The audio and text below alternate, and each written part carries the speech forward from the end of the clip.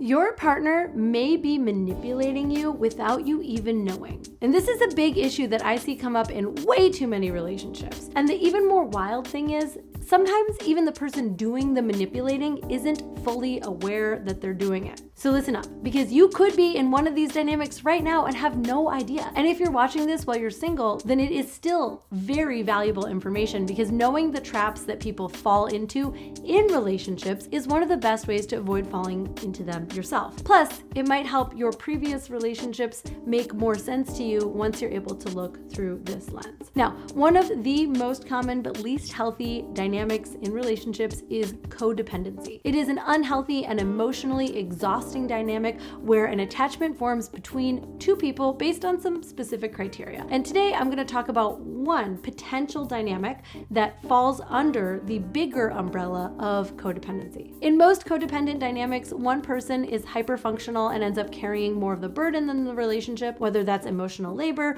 or taking care of practical things like household chores, while the other person underfunctions and often has some sort of addiction-like coping mechanisms. This isn't a video on a deep dive into codependency. It's a huge subject, but I'm going to talk specifically about one flavor of codependency. The thing to know about a codependent relationship is that it ends up being a bond that is no longer between two adults who are equals and taking care of themselves and then showing up to their partnership. It ends up being a bond between often someone who's kind of helpless and the person who constantly picks up all of the pieces. But they're both engaged in it equally. It does take two to tango, as they say. On top of this being obviously unhealthy, it's also not very sexy. This dynamic can lead to one person feeling insecure and the other person feeling resentment. Codependency has a massive impact on a couple's sex life, as well as pretty much every other aspect of their relationship. In my life, I've never seen a super codependent couple also report that they had a hot and steamy and healthy sex life. Anyway, in this video, what I want to talk about are two very specific ways that this dynamic can occur. The first is learned helplessness, and the second is weaponized incompetency. Although the outcomes of these two situations might look pretty similar, it is important to understand them both individually, because one of them is relatively innocent in intention, and the other is straight up manipulation. But just to be clear, they're both unhealthy. And if any of what I am about to share with you rings a bell, it is definitely something you want to address in your relationship if you're still in that relationship, or with a coach or a therapist or professional if you are out of that relationship. And of course, in this video, I will also be sharing exactly how to move past and overcome these dynamics. And if you like this and you would like more content that helps you to have the best sex and relationships possible, please take a second and subscribe to my channel. It really helps me. Thank you so much. First, it is important to understand the difference between learned helplessness and weaponized incompetence. Let's begin with the more innocent of the two, learned helplessness. This is a psychological condition where, because of past experiences,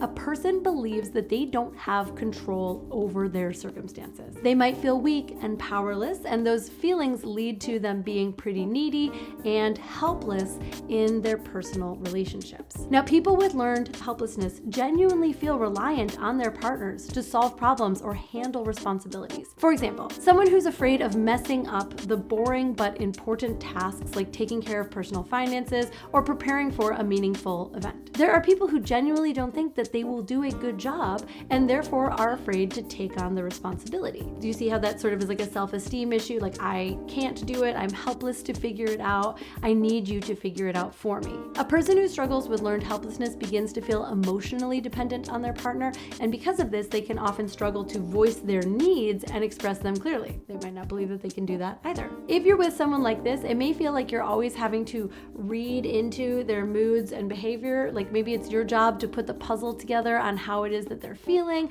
and what is going to fix it and what is wrong and how do they believe in themselves more and why do they have such self-esteem issues. It can make it really impossible to truly enter into a partnership of equals. This can feel a little bit more like a parent-child dynamic or caregiver-caretaker dynamic. And look, this type of helplessness often comes up because someone in their past made them feel this way. Maybe it was a parent who made them feel like they weren't good enough, a former partner who shamed them for getting things wrong all the time and had them believe that they were incompetent. Learned helplessness isn't something that a person does on purpose, but it still has a negative impact on any relationship. And the truth is, it sucks for both partners. The person with the learned helplessness will feel shit about themselves. They feel like they're powerless in life. They feel like they're incompetent, like maybe they're not even deserving of the relationship. They might feel shame or guilt around feeling or being, in their mind, so inadequate. And on the other hand, the person who is with them may feel like they're in a caretaker role. Feelings of resentment can grow, and it's going to be hard to maintain a sexual attraction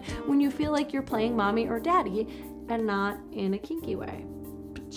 Now let's move on to the more sinister cousin of learned helplessness, which is weaponized incompetence. Where learned helplessness is a condition that happens unintentionally, weaponized incompetence is a straight up manipulation tactic. Now that doesn't mean that someone is always purposefully, consciously engaging in it, but you'll see what I mean. There are things in life that no one truly enjoys doing. Well, there are things in life that most of us just don't really enjoy doing, like laundry, taxes, uncomfortable conversations. Weaponized incompetence is when someone simply pretends that they don't know how to do it. Let me give you an example. Have you ever heard someone say that they don't know how to clean something? Like take the toilet bowl. They simply don't have the same eye for detail as you do. You do it so much better than them, and so it's better for you to do it. Maybe they even tried to do it a few times and they just never were capable of doing a good job. So eventually you just cave in and start doing it yourself. You fall for that line of like, you can't learn how to do this, you're incompetent at it,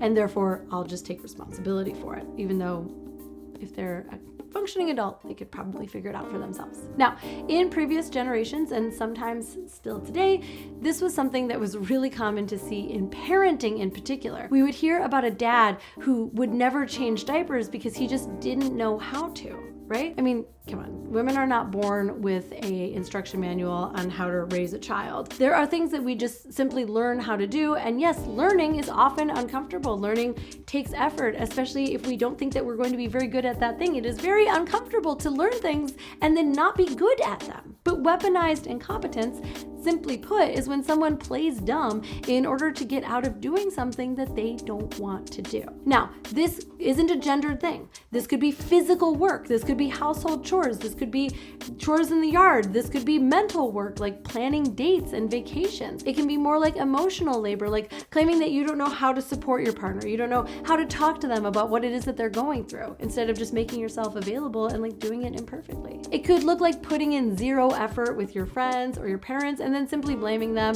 and chalking it all up to the way that they are. Weaponized incompetence is a manipulation tactic.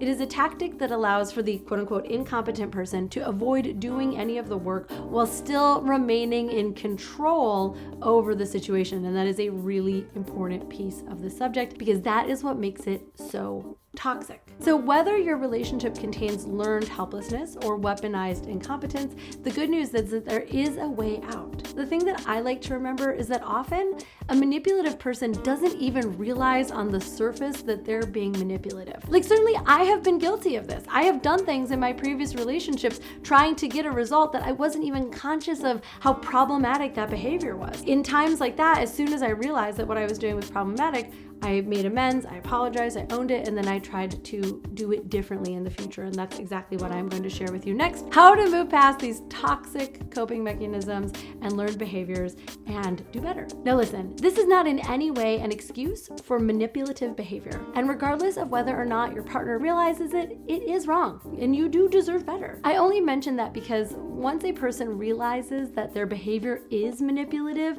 they have the power to change. Very few of us would not choose to change that behavior if we truly love ourselves and love our partner. So then how do we create that change? Well, here it is in 4 simple, not easy steps. Step 1, self-awareness. The first step is bringing up the issue and understanding each of your roles in the current dynamic. That is the co in codependency. Everybody's playing a role here. One partner needs to realize, accept, and admit the fact that they have been acting in this way and it is manipulation, whether it's on purpose or unknowingly. They get to accept and admit that they aren't pulling their weight and they need to be accountable in offering to make a change. Now, the other person needs to also realize and accept and admit that they have been accepting accepting this behavior. They need to take accountability for the fact that they have been picking up the pieces, taking on the extra work, and whatever else they have been doing, maybe because it just seemed simpler than actually facing the issue head on. And both partners have to independently agree that it is time for them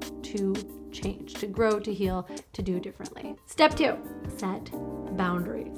Setting stern but loving boundaries is an absolutely vital piece of changing this. The partner who has been taking on the role of caregiver needs to set clear rules around what they are willing to take on and what they need to learn to say no to when more is asked of them. These boundaries need to be set for them individually and then communicated openly to the other person. Now, remember that a rule is about what you do and a boundary is about what I do. So a rule would be like, you have to take out the trash every week. A boundary might be like, I will not take out the trash except for every other week because we decided that we were going to share that responsibility 50-50. Creating boundaries and new ways of being in the relationship allows you both to stay on the same page and know what you can expect from each other. For example, a boundary might be like, I'm not going to do your share of the housework as per our agreement. Or it might be like, I'm not going to make excuses for you when you don't feel like showing up for a shared social commitment. The clearer the boundaries, the better. Boundaries are all about the distance from which I can love both me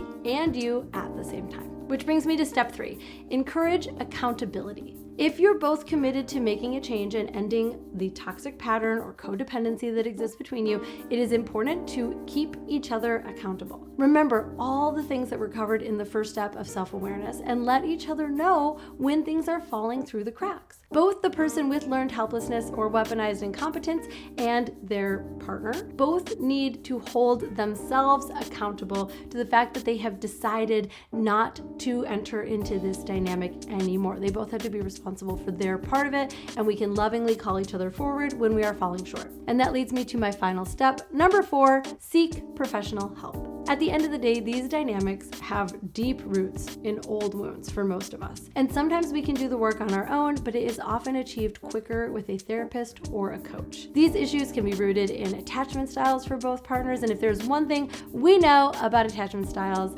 it's that they are created over time and through repeated experience. So, as you might imagine, it can take some work to untangle and reconstruct a relationship. The right qualified professional can help both folks see the role that they play inside of this relationship dynamic. They can help the person with the weaponized incompetence change their behavior or the learned helplessness, develop behaviors that allow them to feel more confident, more independent, more autonomous inside of their relationships, and they can help the other partner to pull back on their overfunctioning and take ownership over their independence, which is also always a part of a codependent relationship. If you have watched this video and you recognize yourself in one of these roles, there is hope. Okay? If both partners are willing to put the work in, you can find your way to a healthy relationship built on equality and mutual effort. Just remember that whether you're dealing with learned helplessness or weaponized incompetence, codependency is a toxic